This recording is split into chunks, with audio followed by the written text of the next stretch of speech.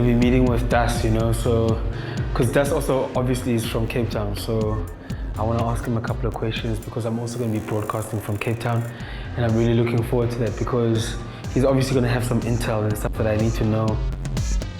Is Cameron walking looking sexy? How's it, brother?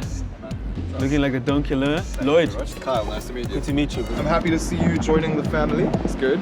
Yeah, man, it's exciting. Right now, like, I mean, obviously the guys like called me at 5 and they're like, yo, we want you to come and join us and so forth. And so for the first thing for me was like, okay, guys want me to join from Cape Town. Like, yeah, exactly. I need to hit up Das because you guys, you basically got the juice in terms of what I need to know. I think the big shift for you is going to obviously be the shift from sort of regional to national. But, you know, the reason, you know, you got the nod in the first place is because you know what you're doing. So I trust everything is going to kind of like sit together nicely. Maybe they won't only trust in Das, they'll trust transitioning from like creating like these awesome tunes, playing around the world, and then going into radio. Like, how is that for you? Because I think I'm gonna find myself in the same space where obviously like I've been curating music for radio, but now, like as you say, national.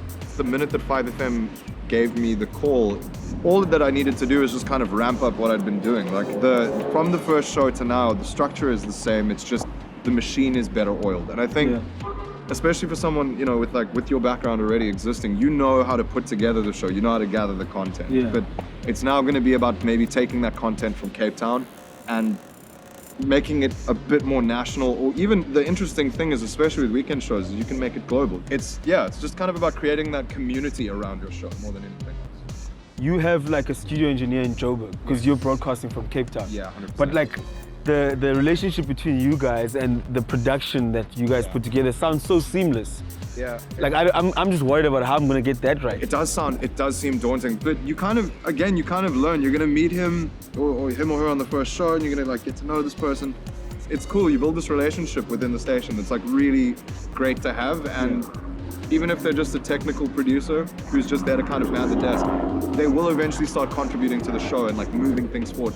I think you're telling me all the good stuff. What are you not telling me? Like I'm just like, you know, I don't know whether maybe it's me being nervous, but like, what do I need to know? What are the tough things? The system might go down. We recently pulled an entire show off on a USB and seamlessly as well. It was flawless. So we know it can be done, and it might happen, maybe, but you should be fine.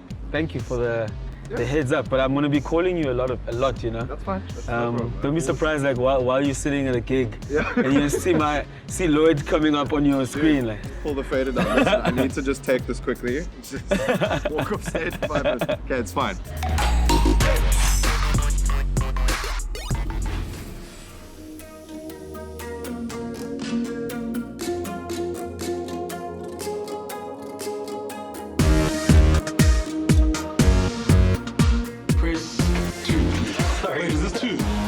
This is 1 or 2. Just look. Oh, open. Sorry. I'm on the second floor with that cool person over there. Dude, how was it like when you first started? Like, because for me, it's just crazy, like social media right now. Are you scared? I'm nervous. Oh my God. I'm actually laughing. I remember when I was first starting, it was also a little nerve-wracking purely because when I came over to 5, I didn't have like commercial radio experience. I did the internet radio thing, but it also wasn't as like intense or as like professional as I'm supposed to be on radio. So, I mean, the nerves were there. It was tough the first show.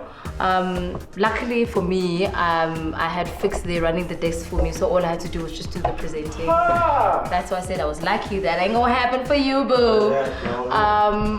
But outside of that, I think it was just learning when to pace yourself, how to speak, when to throw forward, when to link out of certain links as well. Just like the basics of radio are so much more vast than you actually think. It's not a case of just switching on the mic and then like speaking.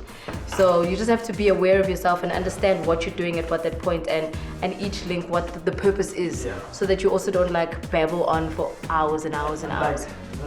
It's like a crossover of like music. I think obviously now it's like it was a wider platform. Yes. And like it's not just like the like trap. Yes. You know, it's like you have to So, open up your. That's another thing, is that now you're also at a case where you have to cater to the entire country. You're not just catering to your little niche group of friends who think you're the baddest DJ in the world. You're not the baddest DJ in the world just in Joburg. Do you know what I mean? It's easier, I guess, when you're doing a specialist show, because at least you'll be known for your niche genre. But you also still have to be able to remember that you're a specialist, so you need to be cool, but you also have to remember technicalities.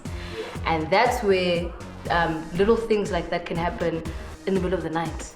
Because also, when I was doing my show, obviously I started the 10 to 1 slot. And you'll find that I've got like technical difficulties. The screen just goes blank, or maybe like something just, or the screen freezes, and there's people to help you. So you have to know the numbers to actually call in to be like, RCS, I need your help. What do I do? When you're alone, and you know you can't have a minute of silence on air, so you make sure that you always have backups, whether you have CDs, whether you have USBs or something to play off of the system in case something glitches with the computer. Yeah, but look, I mean, nerves will be there. You probably will start on your first show, but you'll be fine. You'll get over it. You just need to get through the first show. Once you're done with the first show, then you'll just grow yourself. Don't be this big macho guy. I'm on 5 now, so no one can tell me. Everyone can tell you. And they'll tell you on social media as well. You need to weed out the negativities. So sometimes you can see if maybe you go to a certain person on social media and they've got like 1 follower and all they do is hate. Then you ignore that person or you block them. But if you think it's productive criticism where you think, okay, actually I did kind of mess up there, maybe I can work on that, then you take it in its stride and you work on it the week after and the week after and the week after. Gotta learn. Like I'm no radio master, so I think any form of criticism will be welcome. Exactly. Good luck for your first show. I would. You'll do well. Yeah. And I trust in your confidence. I trust in your music selection, and I think people will learn to love you. It'll be cool. But nice, lovable guy, teddy bear like. So you think? Teddy bear like.